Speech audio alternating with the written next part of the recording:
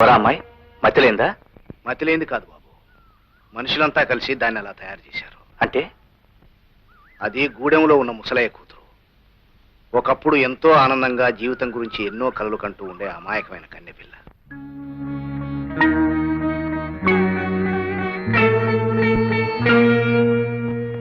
రే ముసలయ్య, అయ్యా ఏం మొహమాట పడకు, పూర్తిగా తాగి.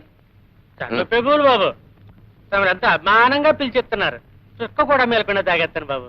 రే ముసలయ్య, అయ్యా రేపు మన ఊరికి పెద్ద ఆఫీసర్ గారు వస్తున్నారు. ఆయన మంచి చెడ్డ చూడడానికి, అదే మంచం వేసి ఇల్లు తుడిసి కాస్త అన్నం పెట్టడానికి నీ కూతురు గాలో నీలో ఉంది కదా, దాన్ని ఒకసారి పంపు. అట్టాగే బాబు.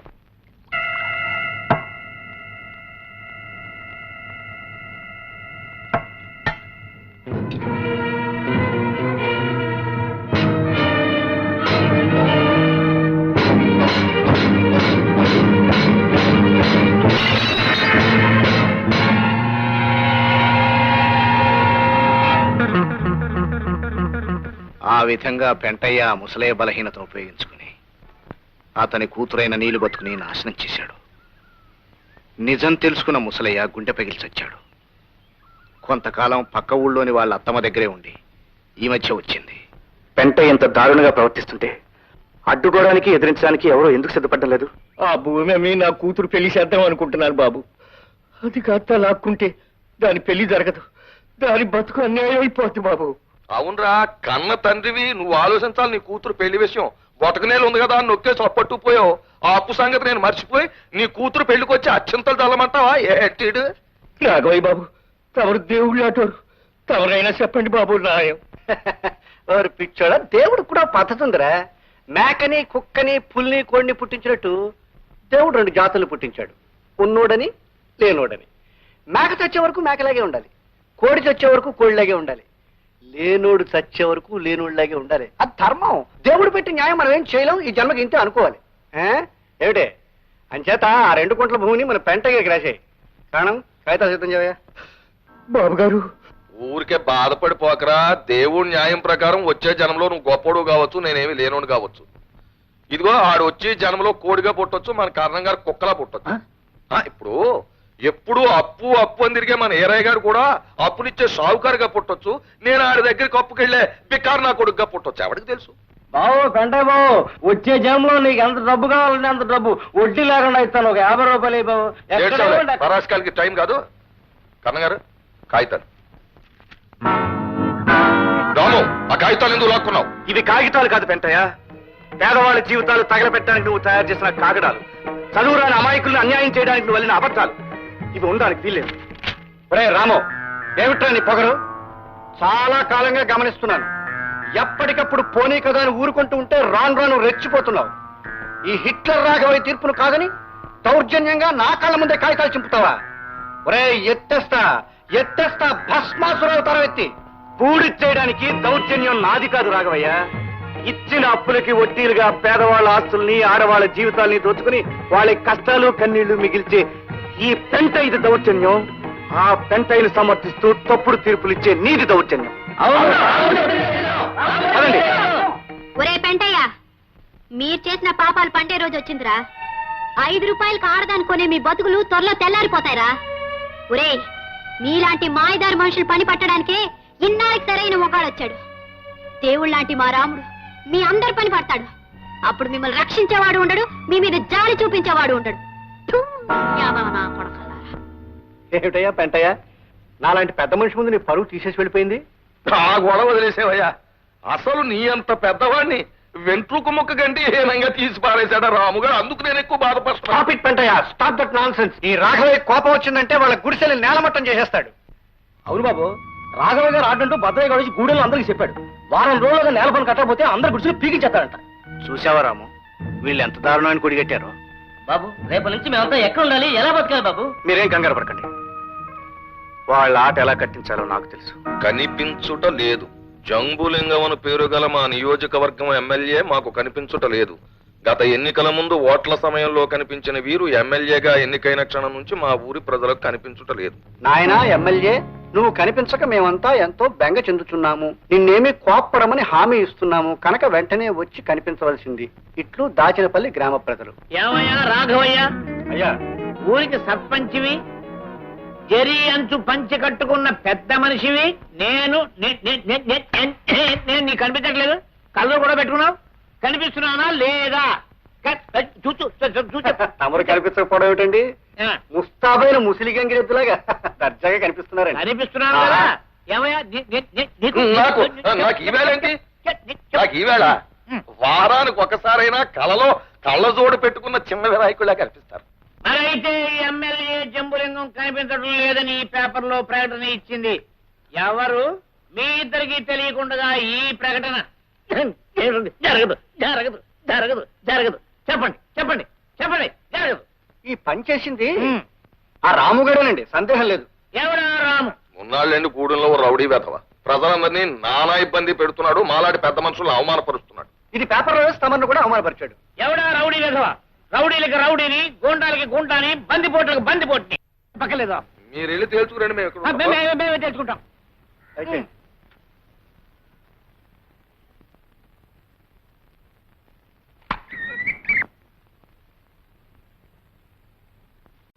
ఏమిటి పెంటయ్యా నువ్వు అనేది? నువ్వు ఎన్నికల్లో నిలబడతావా అంటే నాకు అపోషన్ వచ్చేస్తున్నావు అన్నమాట. గొప్ప. ఎత్తేస్తా ఎన్నికాసులు అవుతారమైతే నేను అమాంతం మింగేస్తాను. జాగ్రత్త. ఎత్తేయ్. నువ్వు ఒక్కడవే ఎత్తగలనుకుంటున్నావేమో. నేను ఎత్తగలను అవతారం. ఏమెత్తుతావయ్యా అవతారం? ఏతుతానా? జనం 10 మందిని సెంటర్లోకి పిలిపించి హిట్లర్ రాఘవయ్య గారు అమ్మాయిని రాముడు గాడు హిట్లర్ గారి కళ్ళ ముందే ముద్దెట్టుకున్నాడు అని చెప్పాను అనుకో, ఓట్లేయడం కాదు కొత్త మీద జల్లకాయలు పడిపోతాయి. కూడా చూద్దాం. చెప్పు వెళ్ళి నా కూతుర్ని ఒకసారి కాదు 100 సార్లు ముద్దెట్టుకున్నాడని చెప్పు. నన్ను కూడా ముద్దెట్టుకున్నాడని చెప్పు. చూడు తమకు ఏం చెప్పు. పులివేషాలు కట్టించి ఊరేగించి మరీ చెప్పు. అలాగే అలాగే చెప్తాను. ఇదిగో ఈ కొంపకి రావడం ఇదే ఆఖరిసారి. రావడం కూడా ఇదే ఆఖరిసారి. ఏమైనా పని ఉంటే ఆ పంచాయతీ బోర్డు ఆఫీస్కి వచ్చుకోగా. పంచాయతీ బోర్డుకి జన్మలో వెళ్ళావయ్యా. నీకున్న చెడ్డ పేరు నీకు తెలీదు. నాకు తెలుసు. నీకన్నా నాకు మంచి పేరే ఉంది. రాము, కాసేపట్లో వంట అయిపోతుంది. నువ్వు భోంచేసే వెళ్ళు. ఈ పనులన్నీ నేను ఎత్తినేసుకుని ఎందుకు శ్రమ పడ్డాం? ఇందులో శ్రమే ఉంది రాము. ఇష్టమైన మనిషికి సహాయం చేయడంలో ఆనందం ఉంటుంది. నువ్వు ఇక్కడికి వచ్చి ఈ పనులన్నీ చేస్తున్నావు అంటే మీ నాన్నగారు ఏమంటారు? ఏమంటాను బాబు, నా కూతురుని చూసి గర్వపడిపోతున్నానంటాను. ఆనందంతో ఉక్కిరి బిక్కిరి అయిపోతున్నానంటాను. రాఘయ్య గారు, రాము, కులం మతం ఆస్తి అంతస్తునే పొరలు కంపి బ్లైండ్ విధవని అయిపోయినాయా. చిచి నన్ను చూస్తే నాకే అసహ్యం వేస్తుందయ్యా. చూడు ఇక నుంచి ఆ మహాత్మా గాంధీ అడుగుజాడలో నడవదలుచుకున్నాను. బాబు, నా కూతురు నేను ఇంటి పని పాచి పని అన్నీ చేసేస్తాం. ఇవి అయిపోయి నీ బట్టలు ఉతికేస్తాను, తర్వాత అంట్లు తోనేస్తాను, తర్వాత నువ్వు ఏం చెప్తే చేసేస్తానయ్యా. అంతే కదా రాము, నీకు మా అమ్మాయిని ఇచ్చి పెళ్లి చేసి నాకు ఓ చరిత్ర ఉందని నిరూపించుకుంటాను. నాన్న, మీరు చెప్పేది? అవునమ్మా, ఈ హిట్లర్ రాఘవయ్య ఇక నుంచి బుద్ధుడు రాఘవయ్య అయిపోతాడు. అందుకు నిదర్శనంగా మీ ఇద్దరికి పెళ్లి జరిపిస్తాను. మిస్టర్ పెంటయ్య, బోర్డులు బాగా రాయించావయ్యా, కానీ బోర్డులు చూసి ఓట్లు వేయరు. ఓట్లు ఎలా రాబట్టుకోవాలో మాకు తెలిసినావా? నీకంటే నాకు బాగా తెలుసులేవా. చూడు, అసలు ఓట్లన్నీ గూడెంలో ఉన్నాయి. గూడెం ఓట్లు ఈ హిట్లర్ రాఘవయ్య పాకెట్లో ఉన్నాయి. ఎలాగో? ఎలాగా? ఆ రాము నాకు కాబోయే కాబోయే కాబోయే కాబోయే అల్లుడు. అల్లుడా? అవును, ఇప్పుడు నేను మామవతారం ఎత్తుతాను. నా అల్లుడు ఎంత చెప్తే అంతా గూడెం ప్రజలకి. నాకే ఓట్లు వేయమంటాడు, వాళ్ళు తప్పకుండా వేస్తారు. సో మనం సర్పంచ్ అవుతాం. కనుక బోర్డులకి, రంగులకి, బఠాణీలకి, వేరుశెనక్కాయలకి అనవసరంగా డబ్బు వేస్ట్ చేసుకోకు. ఏం చేసుకోకు. Come on tell me. నువ్విప్పుడు టెలలేవు. అమ్మ రాఘవయ్య, ఇలా చూపిస్తున్నావా నీ హిట్లర్ రాజకీయం? సరే, మామ అవతారం ఎత్తావు కదూ, ఆ అవతారం కాళ్ళు చేతులు ఎలా ఎర్రగొట్టేయాలో నాకు తెలుసు.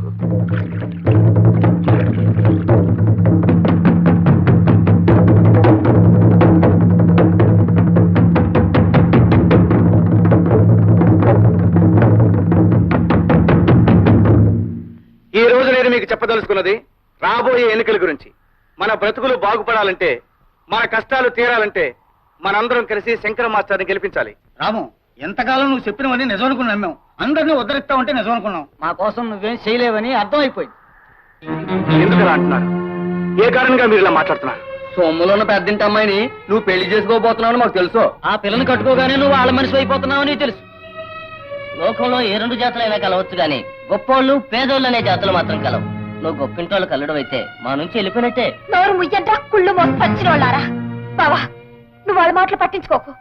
మహాలక్ష్మి లాంటి అమ్మాయి గారిని చేసుకో. నువ్వు వీళ్ళ మాటలు వినకు. నువ్వు ఉండి అది వాళ్ళు చెప్పదలుచుకుని చెప్పని. ఏంటో వాళ్ళు చెప్పేది గాడిద గుడ్డు. తిండి నిద్ర మానేసి బతుకంతా వీళ్ళ కోసం చస్తున్నావు. చాలే, ఇంకా వీళ్ళ మాట విని నువ్వు అన్యాయం అయిపోవడానికి నేను ఒప్పుకోను. అది నువ్వు పెళ్ళైన దానివి, పరాయివాడి భార్యవి. 10 మందిలో నువ్వు ఇలా మాట్లాడకూడదు, బాగుండదు.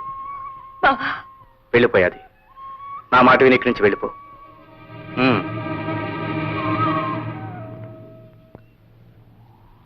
చెప్పండి, మీ ఉద్దేశం ఏమిటో చెప్పండి. ఏంటుంది, నువ్వు మానవాడివి మావాడివి అయితే ఆ పెద్దంటి పిల్లగాక మనలో కూడా చేసుకోవచ్చుగా. తోటోళ్ళ కోసం తాపత్రయపడేవాడివి, నీ తోటోళ్ళలోనే ఒకదాన్ని కట్టుకో, అప్పుడు నేను మేము నమ్ముతాం. చదువుకున్నోడివి ఇక్కడే ఎవరినన్నా చేసుకుని ఉద్ధరించొచ్చుగా. అందరికీ బతుకునివ్వాలనుకున్నోడి మన గూడెలోనే ఎవరినో ఒకరిని చేసుకుని బతుకుగా బాబు.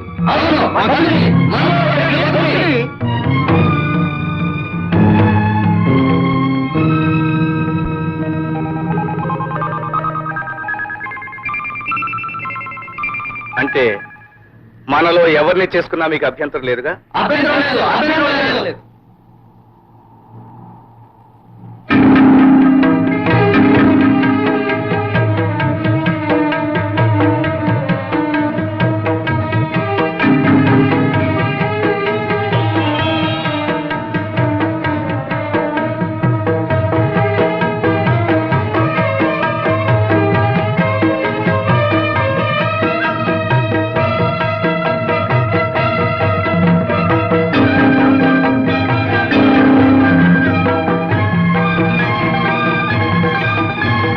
అయితే నేను నీలమ్మను పెళ్లి చేసుకుంటాను.